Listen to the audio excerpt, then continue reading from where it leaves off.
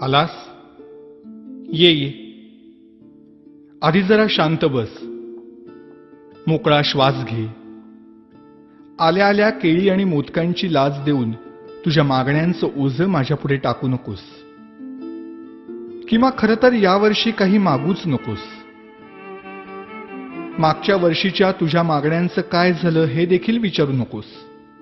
कारण कितीही मागण्या पूर्ण केल्या तरी तुमच्या अपेक्षा वाढतच जातात. आता यापेक्षा मोठं पोट नाही झेपायचं मला. त्यापेक्षा असं कर, यावर्षी माझ्याच काही मागण्या पूर्ण कर. बघ जमतंय का? यावर्षी तरी निदान माझ्यासमोर दुसऱ्याचं वाईट चिंतू नकोस. उगीच माझ्या नावाखाली खोटी वर्गणी उचलू नकोस.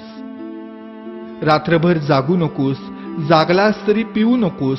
प्यायलास तरी निदान झिंगू नकोस. नकोय रे मला 30 तोळ्यांची माळ. जमलंच तर स्पीकरचा व्हॉल्यूम कमी कर थोडा. अश्लील शब्दातली तुमच्या गाण्यांची लिरिक्स ऐकवत नाहीत मला. आणि बघवतही नाही तुमच्या कॉम्प्लेक्सच्या गॅदरिंग मधला नंगा नाच. अशक्य होतं रे मला हे 10 दिवस तुमचा तमाशारूपी उत्सव सहन करणं. हात जोडून मागणं मागतो तुझ्याकडे. जागा हो. सुसंस्कृत हो. खोटेपणा सोड. स्वार्थ सोड. कधीतरी प्रामाणिक होऊन बघ. माणुसकीची नशा चढव. परोपकाराची झिंग चढव. 100% मेहनत कर. स्वतःला ईश्वरी अंश मानणाऱ्या लोकांपासून सावध राहा.